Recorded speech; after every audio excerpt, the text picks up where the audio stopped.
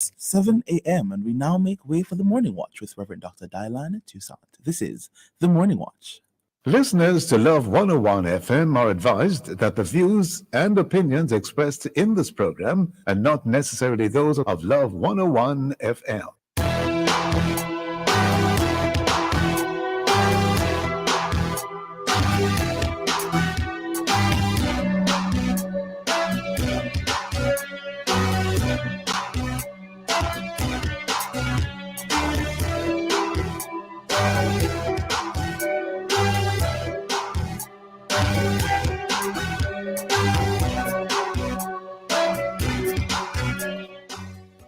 Hello and welcome to the Morning Watch on Love 101 FM. I'm your host, Dylan Toussaint. A special welcome to our listeners on love101.org. And if you're overseas and on the move, US listeners can access us at 712-832-8001. And if you're in the UK, 0330-332-6541. Or join us via the Love 101 FM app that can be downloaded from the Google Play Store or the Apple Store. You can also join us on Love 101 FM Facebook and YouTube Live. In the first watch today, news bloggers, vloggers, and journalists. And in the second watch, the recent earthquake in Turkey and Syria, issues and implications. For our social media question, we ask, which news reports do you prefer or trust more?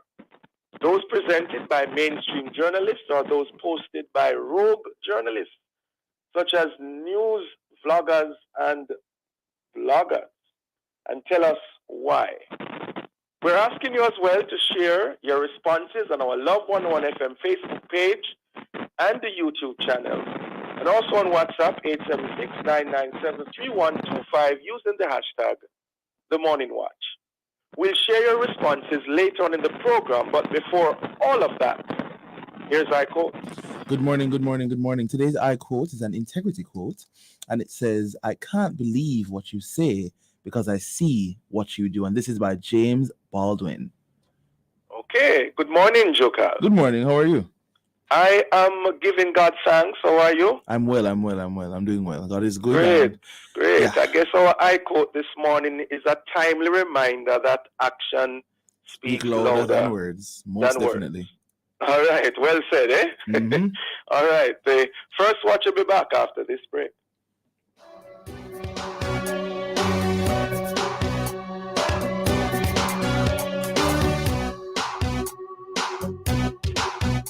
The February 5 off 50 sales event at Home and Things is here. Take $5 off every $50 you spend. Save big on the brands you know and trust, from beautiful Spanish and Brazilian tiles to exquisite bathroom fixtures and faucets from Corona, Moen, and other top brands. Check out stylish doors, windows, paints, and home decor that inspire beauty and elegance. It's the February 5 off 50 sales event happening now. Old Hope Road and Constant Spring Road.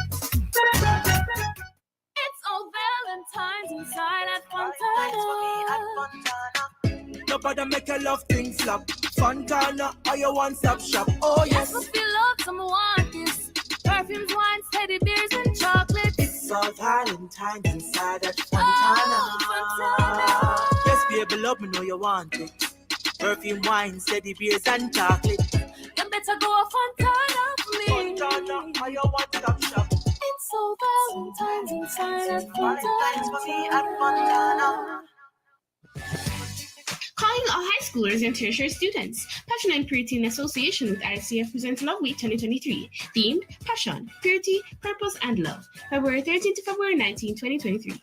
Features include Love Challenge, Devotions and Girls Conference, Reigniting the Love, hosted by Merrill Grove High School, Saturday, February 18, 2023, 9 a.m. to 5 p.m., with special guest speakers, dance, drama, fashion show, and gospel concert. Admission free! It's Love 101's 30th anniversary under the theme 30 Years of Music, Family, and Love. The celebration has begun with the 30 Days of Love Challenge. Today is day 26, Thursday, February 9. Here's your assignment. Gift someone a phone credit. Hey, small people, listen up. Join us weekdays, Monday to Friday, 4 p.m. to 4:30 p.m. for the Small People Show with Auntie Colleen. Yes, every day we have something educational and fun for you to enjoy. Plus, on the fifth Friday, you get a chance to hail up your friends and community, order something eat, and you could win a prize too. That's the Small People Show, where we aim to build characters and empower our small people for the future. Remember to tell a friend and stay for the fun. It's the Small People Show with Auntie Colleen on the family station Love 101.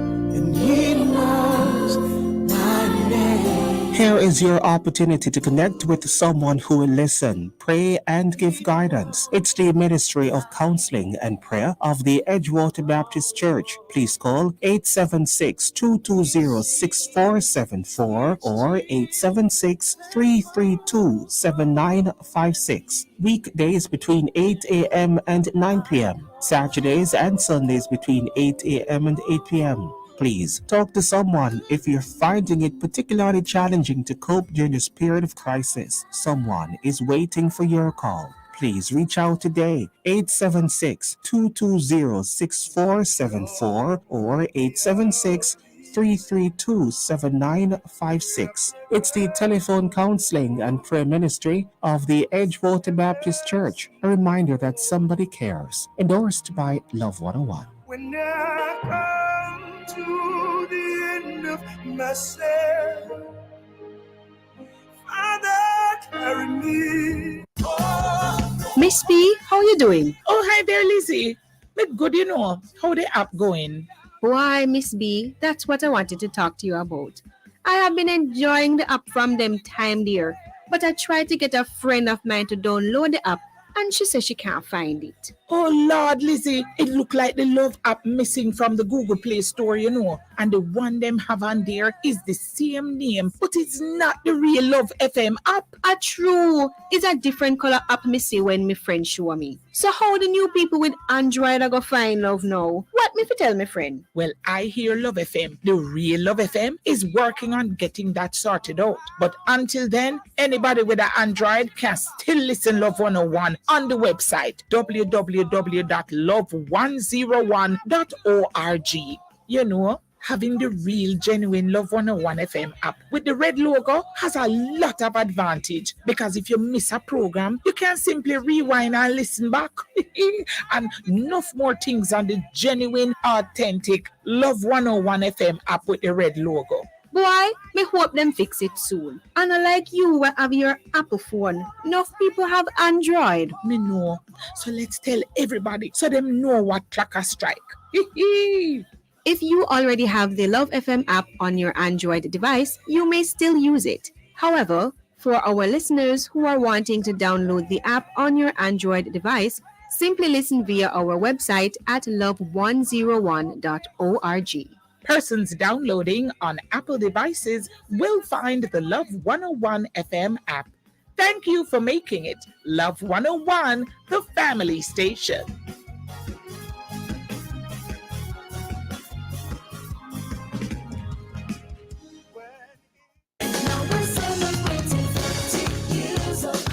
Love 101 is celebrating 30 years of service to Jamaica and the world. 30 years of music, family, and love. The Lord has helped us all this way, and we are so grateful. The service of Thanksgiving will be held on Sunday, February 12 at 8 a.m. at the Faith Cathedral Deliverance Center with host pastor and speaker Bishop Harold Blair. That's the Love 101 FM's 30th anniversary service of Thanksgiving, Sunday, February 12 at 8 a.m. Join us on social media and on Love Television at 8 a.m. and at 9 a.m. on radio. Love 101, 30 years of music, family, and love. The Lord has helped us all this way. We're celebrating 30 years of love. We're celebrating 30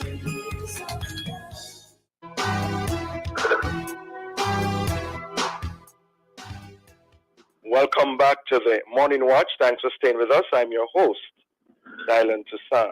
Did you know that there's a code of ethics? Yes, a code of ethics for Jamaican journalists and media organizations. Presumably, if you're a true journalist, you'd know it and observe its guidelines. But as a rogue journalist, that is a social media news blogger or vlogger, are you aware? Do you adhere? Do you care in terms of this ethics? Well, to discuss this issue, we have joining us this morning Ms. Keisha Hill, journalist and communications consultant, and Mr. Adrian Frater, vlogger of Unforgettable Stories on YouTube. He's also a retired journalist and former news editor of the Western Bureau. Good morning to you both. Good morning, and thank you for having me. Great, good to have you both with us. Let's jump right into it. We are short on time. Ms. Hill, yes, for the record, what are the similarities and the differences between bloggers and vloggers? All right.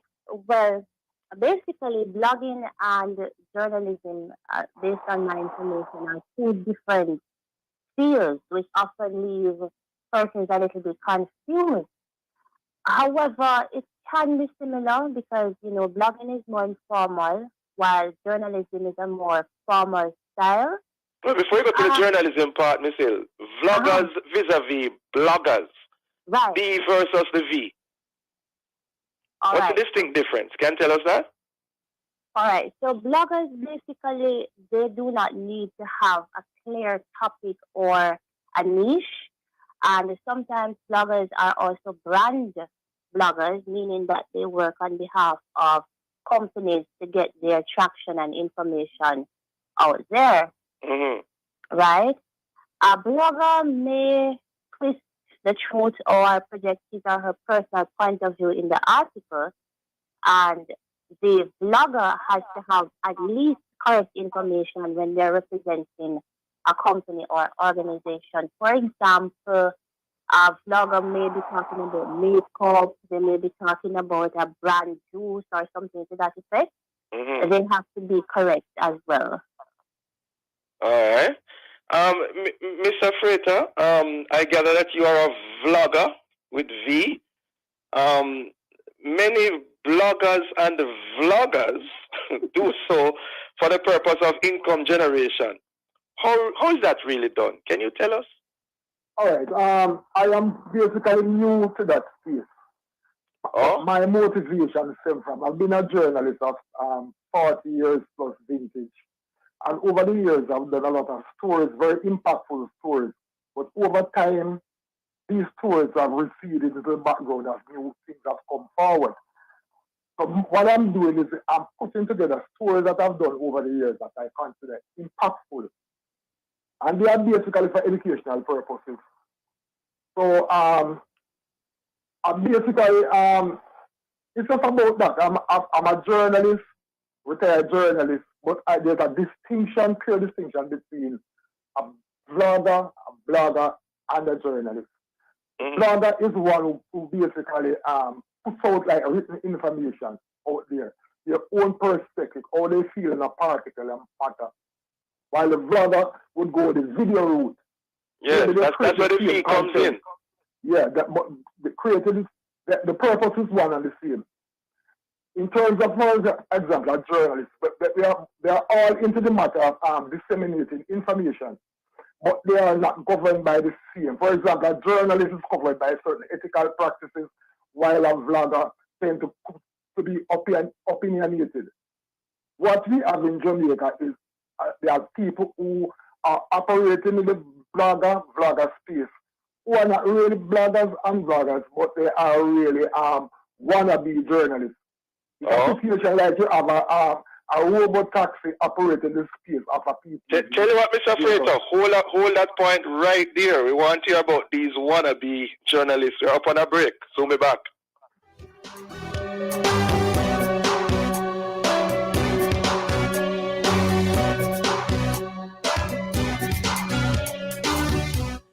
time by the Heart Foundation of Jamaica is 7:15 and a half.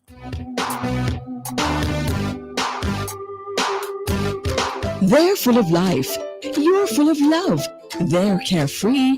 You care more. That's why we created Child Protector, a critical illness insurance plan from Sagicor Life. It provides coverage for your child in the event of 15 critical illnesses, hospitalization benefits, life insurance, and investment benefits. So make sure your child can live life to the fullest. Apply for Sagicor Child Protector today. At MOJ Ministry of Justice, come access quality service to keep order within the nation. We facilitate good relation. Legal in your pocket. A little is child diversion for you to need expertise. Victim service will help you cope with grief. Restorative justice, build back the peace. No matter where you come from, I will say justice for all Jamaicans. MOJ Ministry of Justice, come access quality service. MOJ, taking justice to the people of Jamaica.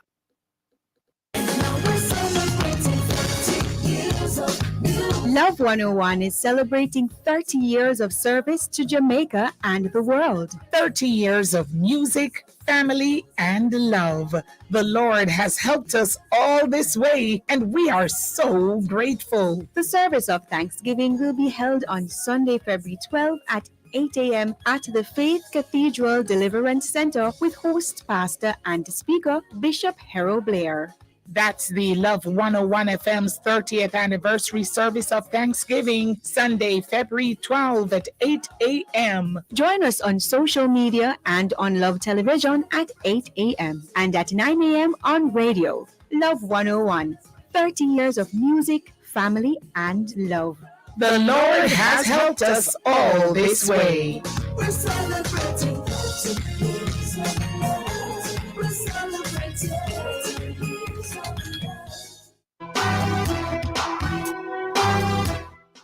Welcome back to the Morning Watch. Thanks for staying with us. I'm your host, Dylan Toussaint. And in this, the first watch, we are looking at news bloggers, that's with a B, then vloggers with a V, and the journalists. And in so doing, we have online Ms. Keisha Hill, journalist and communications consultant, Mr. Adrian Freighter, vlogger and former news editor of the Western Bureau. Before the break, Mr. Freighter, you're telling us about the wannabe journalists and your concerns?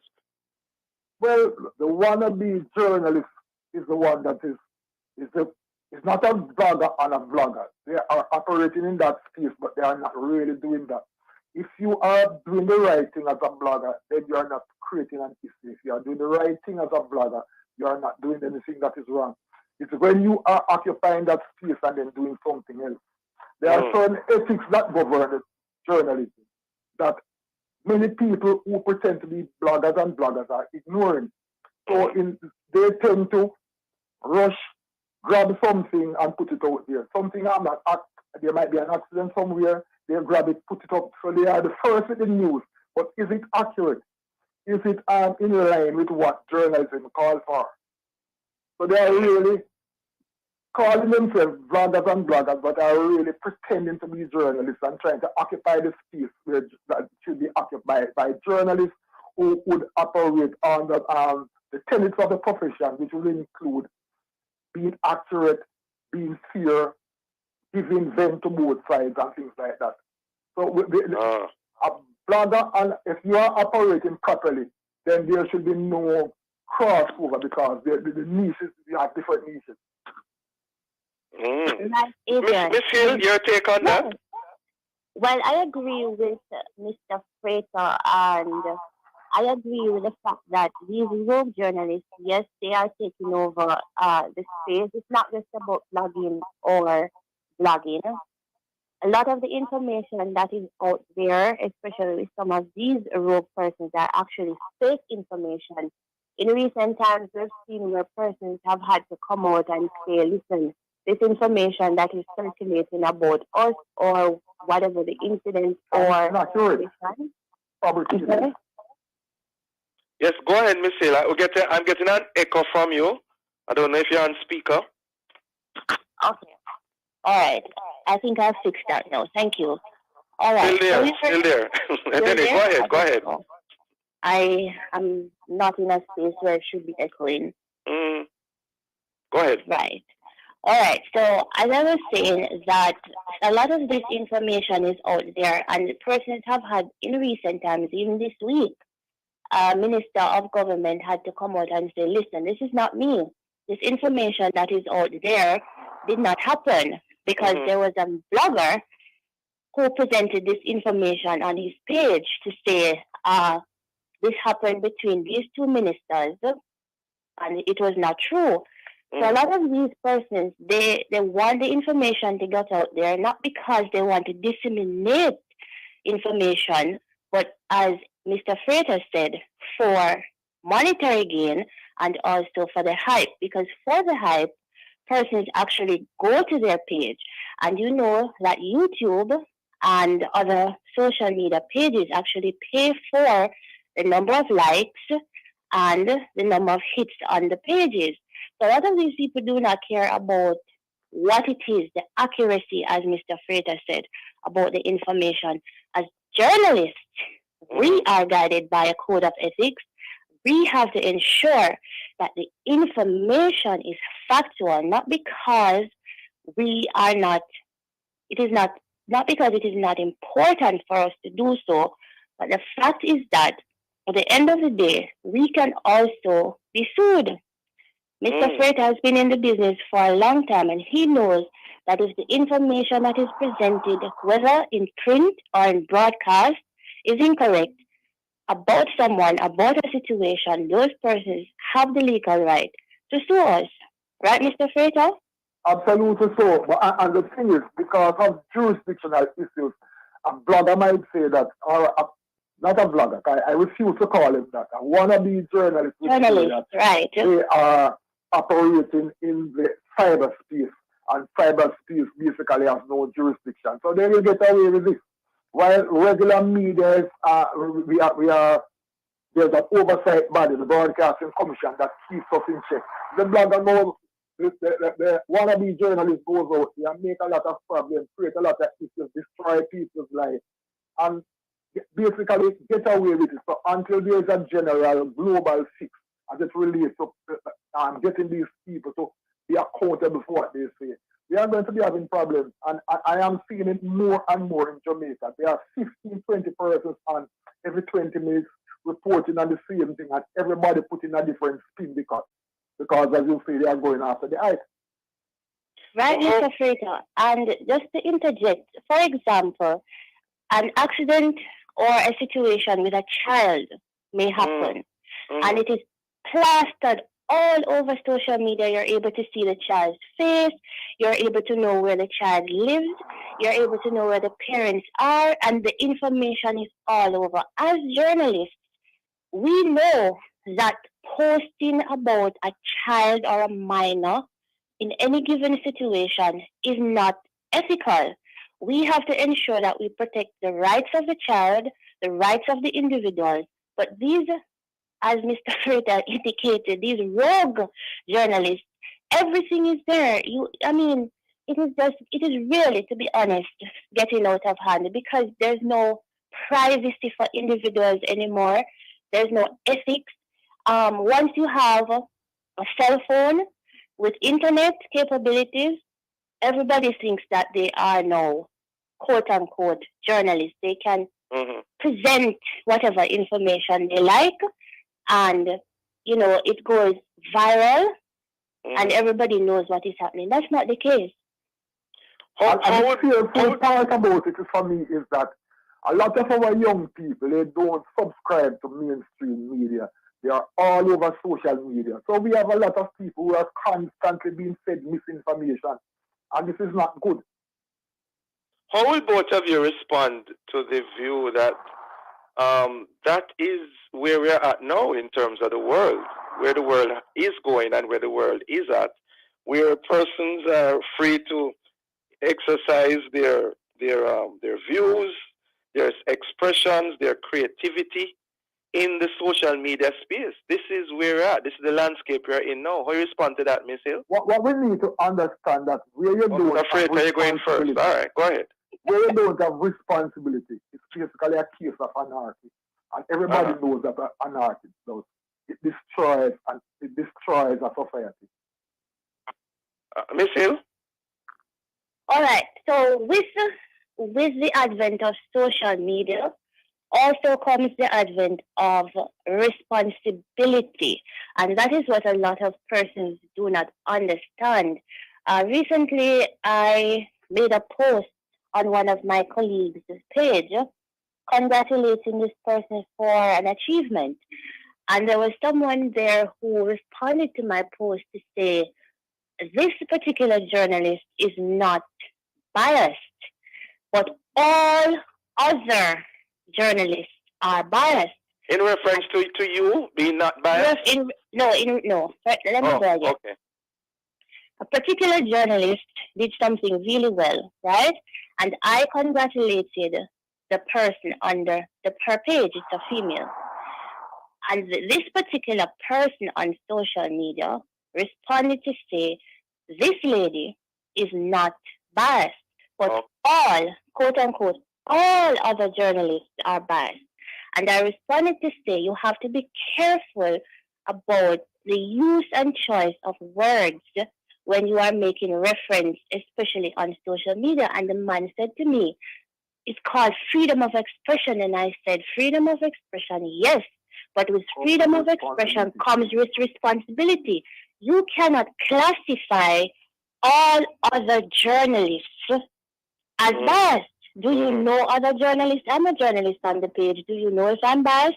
So with social media and everybody having a phone comes with responsibility.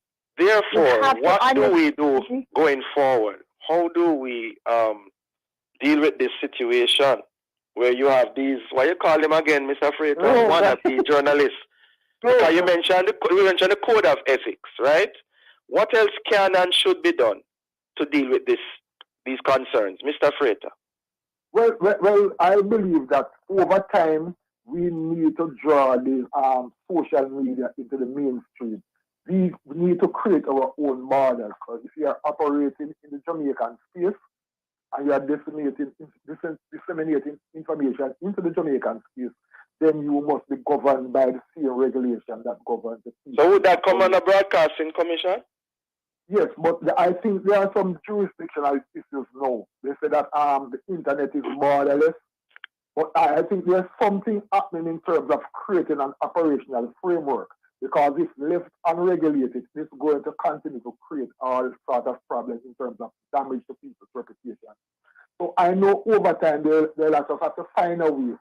If you notice there's an issue now going on at Twitter as to what is responsible and what should be put out and what should be censored.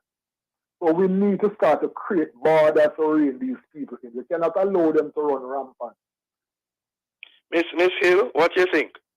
I agree with Mr. Freighter with his comments. Also, the mere fact that this information that is going out there, it is viral. So therefore, there should be some sort of censorship where this is concerned. At the end of the day, persons' lives are affected by a lot of this information. I am sure that persons out there, something might happen. I remember earlier when social media just started out, probably 2010, 2011, persons would hear or see that someone in their family had passed by social media. So there has to be some sort of censorship where this is concerned. Yes. All right. Well, we continue to have the dialogue and discussion. I'm sorry, before I go, there's one half a minute, Mr. Freighter. Half a minute. Bloggers should be bloggers and vloggers should be bloggers. They should not be wannabe journalists. They should stick into their lane and then they won't have a problem. Well, along with the bloggers and the vloggers, we need some floggers. We need persons who are there to ensure that people keep in line. You agree with me? Monitored. Yes. Yeah. There should be persons there who are monitoring, just like Yes, we need on a some regular floggers. basis where us as journalists are monitored by the PAJ and the Broadcasting Commission. We got to go. We got to go, ladies and gentlemen. Thank you so much for joining us this morning. The discussion continues. Thank you too. All right, take care. Listeners, the Morning Watch will return in just a moment.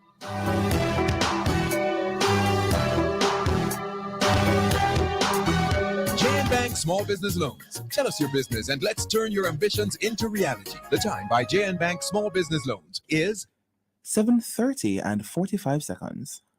Burger King with the best tasting burger under the sun. You deserve the best. You are number one. Best. Flame grilling, juicy whopper, cause you deserve it. Yeah, next level, awesome. That's how we serve. Mama menu done your way. To taste rules every day. Flame grilled goodness, you deserve it. Great taste, well done. More flavor, fresh Burger King, best tasting burger under the sun.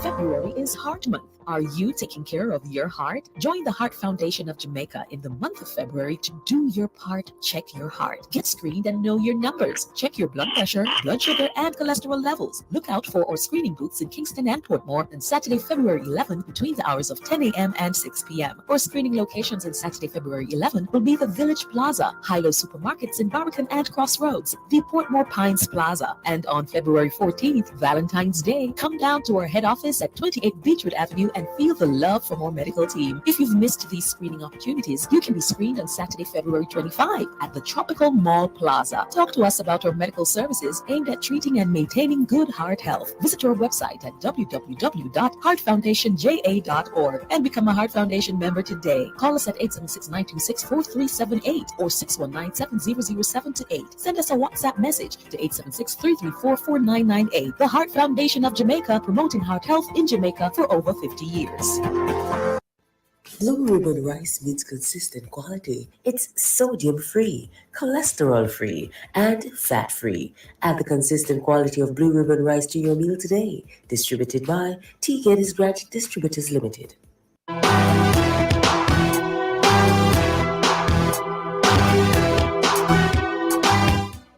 Welcome back to the Morning Watch. Thanks for staying with us. I'm your host, Dylan Toussaint.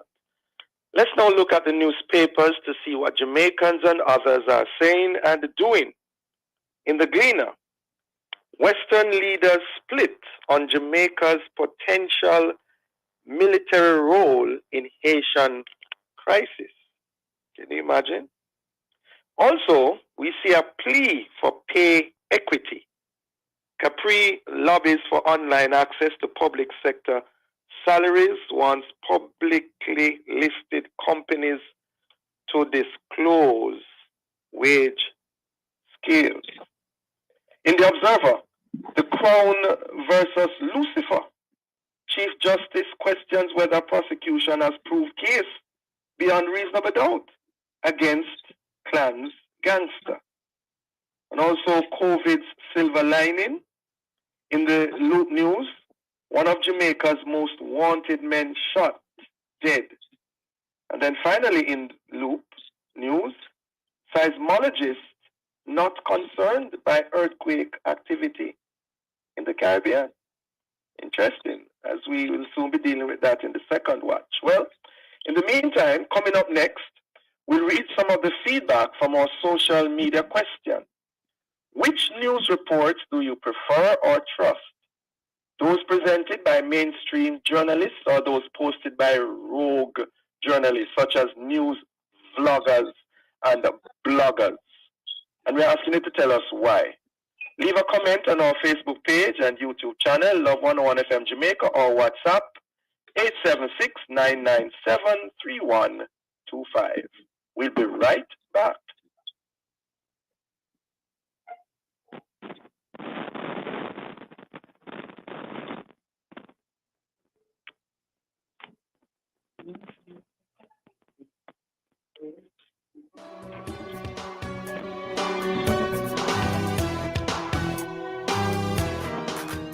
Hey, small people, listen up. Join us weekdays, Monday to Friday, 4 p.m. to 4:30 p.m. for the Small People Show with Auntie Colleen. Yes, every day we have something educational and fun for you to enjoy. Plus, on a fifth Friday, you get a chance to hail up your friends and community, order something eat, and you could win a prize too. That's the Small People Show, where we aim to build characters and empower our small people for the future. Remember to tell a friend and stay for the fun. It's the Small People Show with Auntie Colleen on the family station Love 101.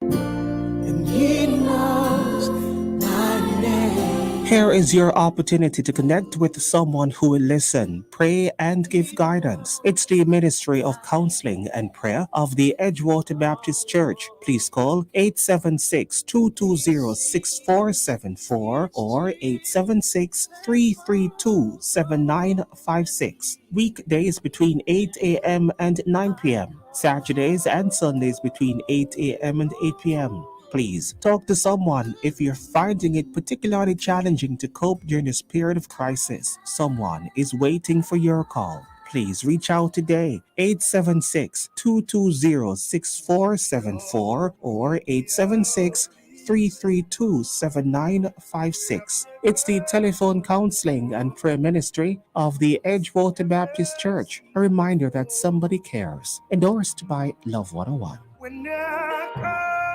to the end of myself, Father, carry me. Now we're celebrating 30 years of music. Love 101 is celebrating 30 years of service to Jamaica and the world. 30 years of music, family, and love. The Lord has helped us all this way, and we are so grateful. The service of Thanksgiving will be held on Sunday, February 12 at 8 a.m. at the Faith Cathedral Deliverance Center with host pastor and speaker Bishop Harold Blair. That's the Love 101 FM's 30th anniversary service of Thanksgiving, Sunday, February 12 at 8 a.m. Join us on social media and on Love Television at 8 a.m. and at 9 a.m. on radio. Love 101, 30 years of music, family, and love. The Lord has helped us all this way. We're celebrating 30 years. We're celebrating 30 years of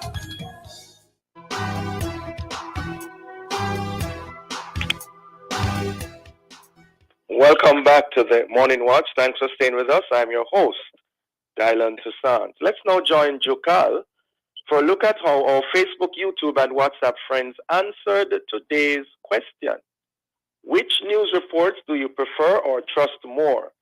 Those presented by mainstream journalists or those posted by rogue journalists such as news vloggers and bloggers? And we're asking you to state why. Juka? All right. So we do have some responses here. Auntie Bobbitt from Williamsfield in St. Catherine says, good morning. I prefer those presented by mainstream journalists because they go out and actually see the happenings, but the others get the news, and it's not all the time they get the news right. This person is saying that, I trust the reported news by the noted news agencies. Edna from Mobay sent a voice message. Let me see who else. Monica said that you have to dissect what you consume as news from both mainstream and social media. Both have their biases, and I was told by a lecturer who worked at a major broadcast station that stories have been buried because affected persons have, quote unquote, big contracts. And you who work for a news company have to decide between your livelihood, bills being paid, and the public being informed. And that's the reality of the matter. So that's what I have here from our WhatsApp line for right now. Okay. All right. Thank you very much. And those who responded, we appreciate the responses. We now segue into the second watch. Now, as at 9 o'clock last night, and I guess the figures are higher this morning, the death toll from the Turkey-Syria earthquake on February 6th surpassed 15,000 people. And there have been over 100 aftershocks reported thus far. And it is being said that this earthquake is one of the deadliest of this century. So, what would be Jamaica's prognosis if we were to be hit by an earthquake of a similar magnitude? After all, this is the time of year when we're usually made aware of the possibility of an earthquake. Well, to discuss this matter, we have joined us this morning Mr. Lenworth Kelly, President of the Master Builders Association of Jamaica, and Dr. Barbara Carby, former Director General of ODPEM, former Head of Disaster Risk Reduction Center, UWI, and a retired disaster risk reduction and management expert. Good morning to you both. Good morning, Dylan. Morning, Barbara. Good morning and good morning to the audience and Mr. Kelly. Great. Good to have you both with us. Lady and gentlemen, what are your initial thoughts on the situation in Turkey and Syria? Beginning with you, Dr. Carby. Well, of course, we think about the families who have been affected, the dead, of course, but the families left behind, the injured and so on. And our thoughts and prayers are with them. And we offer condolences to the countries. I was really looking at some of the circumstances. It's really a confluence of factors that I think has led to the devastation that we have seen. So it was a large earthquake, well, two large earthquakes really, because there was a 7.8, then there was a 7.5, and there's also a 6.7. Wow. So if you look at it, buildings that may have survived the 7.8 would have been severely shaken and would then have to survive a 6.7 and a 7.5 in close proximity. And then it was a shallow earthquake, well, a relatively shallow earthquake. So the main shock was like 11 miles down. And so the more shallow it is, the more dangerous it is for those. Right, because more of that energy is transmitted to the surface. So the shallower it is, then the more shaking you get at the surface. And of course, the shaking is what will bring the structures down. And then the older buildings were not actually designed for that level of shaking. Many of them would not, in fact, have been designed to a seismic code at all. So that would have made them very vulnerable to an earthquake. So is it that in that region that was, hit the hardest, the buildings were older than elsewhere? Yes. So after the 99 earthquake, so the government tells us anyway, the seismic code was upgraded, and then they started trying to make buildings more earthquake resistant. But I think in the areas further away from the capital, less of that would have been done. I can't comment on the sort of monitoring and enforcement because I know nothing about that. But definitely the pre-modern code buildings would have been extremely vulnerable. Okay. Let me try to get Mr. Kelly in before the break. Mr. Kelly, your initial thoughts? The same as Dr. Carby. Really a sad situation. Any loss of life is really concerning, and so I also express my condolences to those families who have lost loved ones. And Doc is on point with the information that she shared. I think one of the things we're going to, I suppose, shortly look at what happens if it's local.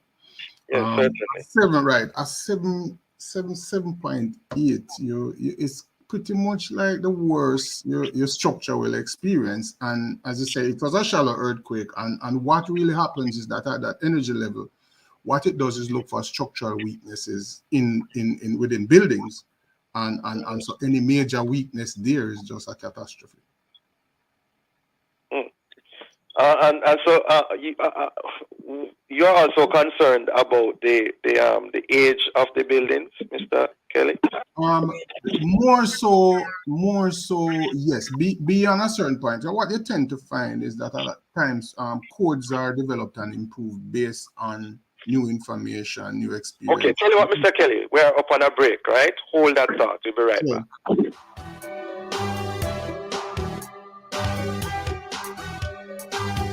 Time on Love 101 is now 7:45 and 20 seconds. Wayne, you know Flo Yardan Road now faster than ever? Yeah, my brethren just get it. Him love it, though. Especially the 200 megabit speed and getting a Samsung tablet or phone for $999 plus GCT. You know you got the phone? So, you coming home now? Right after I pass the board. There's never been a better time to get the invaluable value of Flo Yardan Road. Sign up and get fiber fast internet at home, unlimited social, YouTube, talk and text with just $4,999 plus GCT. And save big on a Samsung phone or tablet. Conditions apply.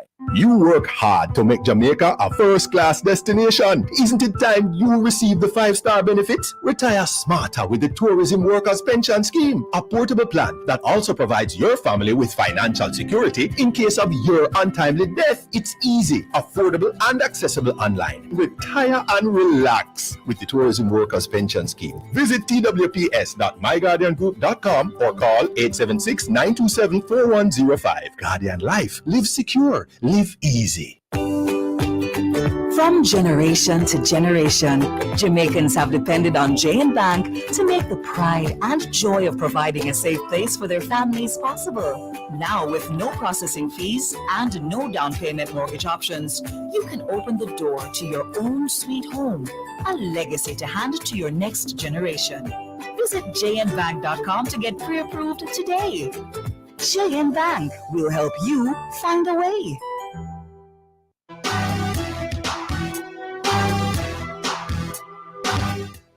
Welcome back to the Morning Watch. Thanks for staying with us. I'm your host, Dylan Toussaint, and in this the second half of the second watch, we have been discussing the recent earthquake in Turkey and Syria. And in so doing, we have online Dr. Barbara Carby, former Director General of OGPEM, former head of the Disaster Risk Reduction Center, UWI, as well as Mr. Lenworth Kelly, President of the Master Builders Association of Jamaica. Yes, Mr. Kelly, please continue your train of thought in regards to the structure and the age of the buildings over there. Right. So what I was saying, really, what earthquakes do, the energy from the earthquake really seeks out points of weakness in your structural weaknesses, so to speak. So our older buildings, you may recall, maybe from like 1907, I think that was around like a 6. That was around a magnitude 6, I believe, a low 6. At that time, I think Kingston probably had about 50,000 people. I think we would have lost, we probably would have lost about 2% of the population at that time. And that's significant if you put it in terms of lives lost. So there would have been code improvements and building improvements, and based on that. And you keep coming, I think we had one around 1957, somewhere there about. The last significant one, I think, Dr. can correct me, I think it was in January 93. That may have been about a low or mid-5s. And so it would have shown up some things. We have had code improvements, we have had a new national building code. What happens is that the older buildings would need to be retrofitted to new code. And I can't say that any of that has taken place. And you know, a lot of our hospitals, a lot of our schools, a lot of our public buildings are fairly old. Certainly predate the current code. And there must be a discussion around retrofitting those buildings to meet the requirements of new code. You know, we get wake-up calls all around us. We have had Haiti, I think 2010 and maybe 2021. Those were significant. If we get a 7.8, I mean, you can't really say what will happen, but we will have some failures. Dr. Kabe, how would Jamaica fare if a similar earthquake were to hit today? Well, that is actually one of the fields of study for earthquakes. People actually model such things, so it's fairly complex. But let us look at it in simple terms. We know, for example, that a large part of the core of the city, I'm talking about downtown now, as Mr. Kelly says, those buildings predate the modern code. Many of them actually are made from bricks with a sort of a plaster coating over them. And we know historically that those do badly in earthquakes. There are other structures which are what we call concrete nogs. These are all older buildings, perhaps dating from the 40s, 50s. Yeah. We wouldn't expect those to stand up. The more modern buildings would fare better, assuming the correct things have been done. I mean, we assume that our large structures benefit from adequate design. So from an engineering point of view, they're designed for earthquakes, and then that they're built as they are designed. Now, we have seen from other countries, Japan, US, California, and so on, that large modern buildings do collapse. Well, we have a lot of high-rise buildings going up now to Dr. Kirby. Right, and I'd like to make a point about that. You see, as the city evolves and we put up larger and larger structures, one of the things we must recognize is that for an earthquake and a large structure, it takes specialist rescue. So you're going to need heavy equipment.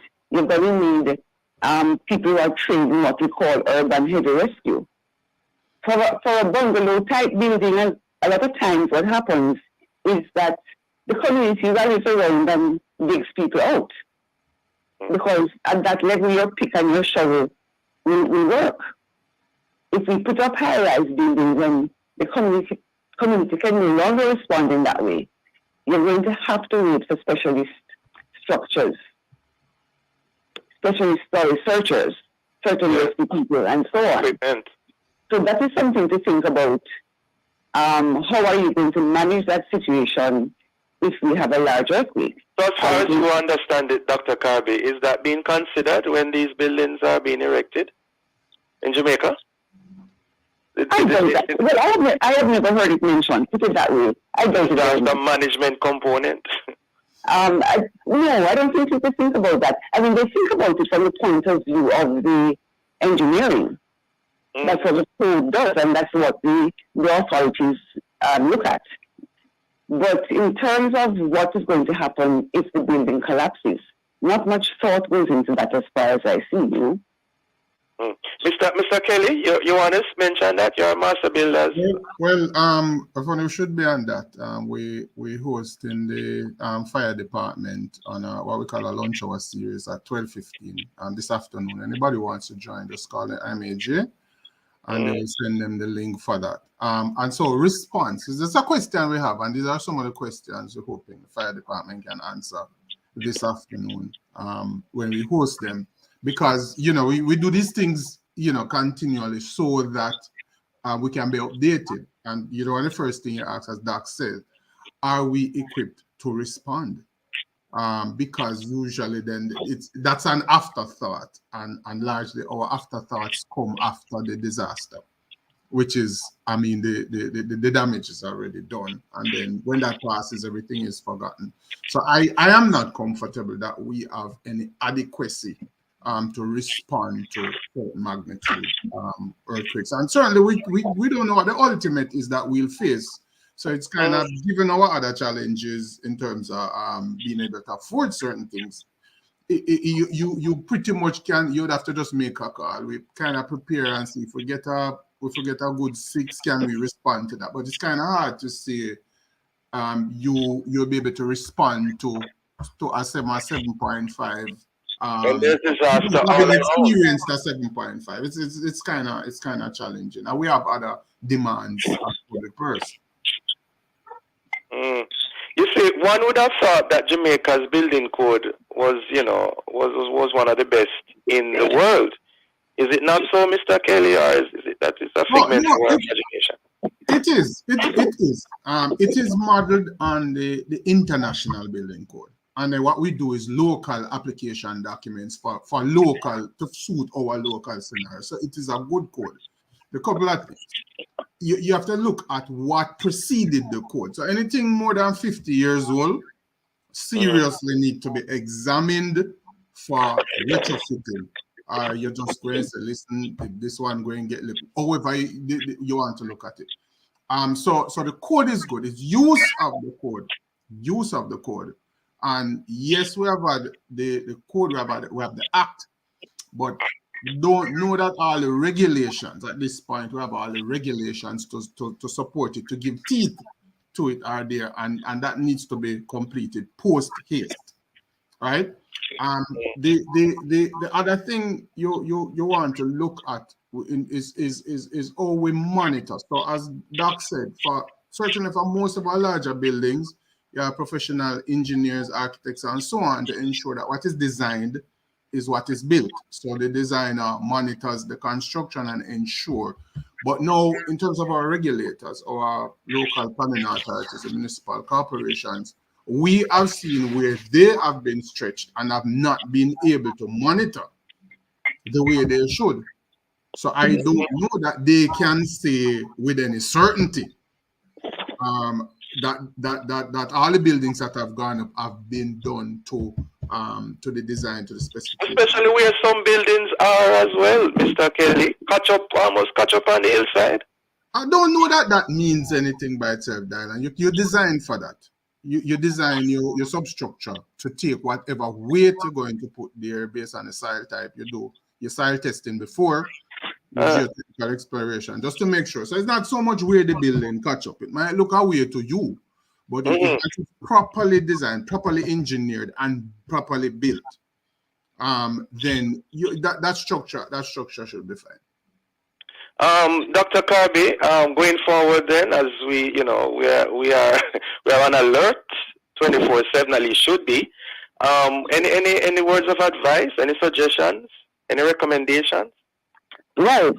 First, for the public, inform yourselves. There is the odd website that you can get information from. There is a site called WeReady.org. Also lots of information there. And of course, for the sort of authorities, they need to see what lessons can be learned from this earthquake and how we can adjust our plans and procedures to take into account those lessons learned. I mean, one of the questions I ask, for example, is if large sections of the population are displaced, where are we going to put them? Where are we going to put up the temporary shelters for them to live until things can be rebuilt? We can't put them back in the same spot because that will be piles of rubber. And we are rapidly using up all the empty spaces in the corporate area, certainly, and also in other urban centers. Where are these people going to be housed? So I think it's important from a planning point of view that you look at this thing holistically and look at the contingencies. So, you do a set of what-if scenarios and we plan taking those into account. And I don't think that is being done enough now. Mr. Kelly, you have the final word. 1 minute. Yeah, that is on point, dear. We really need to have define how we will respond. And one of the things with earthquakes, we tend to look at buildings because that houses people and lives. They do significant damage to infrastructure. Infrastructure you can't use. You would have seen the images out of Syria, highways, large chasms have developed in them. So it's a real complex thing, and we need to be constantly modeling and analyzing. I just here hope that the ADPEM is being adequately resourced, and the other departments that should attend. We have an engineer unit at the JDF. We have the fire department. We want to make sure that all those entities are being properly resourced, properly staffed with proper personnel to ensure that we have proper plans in place to be able to respond in the way we can. We have to project. We can't wait until it happens and then say, boy, we don't know. We have to project. The critical thing is preservation of life. A building can fail. can fail. You might look to you because it don't pop down, but you want people to be able to get out of the building. So it should hold long enough for people to get out. It shouldn't be a dead trap. And so we must look at retrofitting those older buildings. We must, and most of them are government-owned. Government needs to take the lead on this. Yes. Okay. All right. I'm seeing a message here that we should remember that some of those structures were already compromised by war in Syria, which is another factor to consider. Right. Okay. Thank you both for joining us. And there is what BeReady.org, Dr. Kirby. W-E. Yeah. Oh, we. Okay. All right. Okay. Good. Thank you both for joining us. Stay safe. All right. Thanks, Thank you, listeners, for being with us. For information or get copies of this program, call our production department at 876-968-9596 to 7. This has been the Morning Watch. Thanks to our producer, Kathy Gale, and our guests. Please join Mr. Stokely Marshall next week as he continues to look at the issues of the day. I'm Dylan Toussaint. Hand you back to Love in the Morning with Joe Caldaya.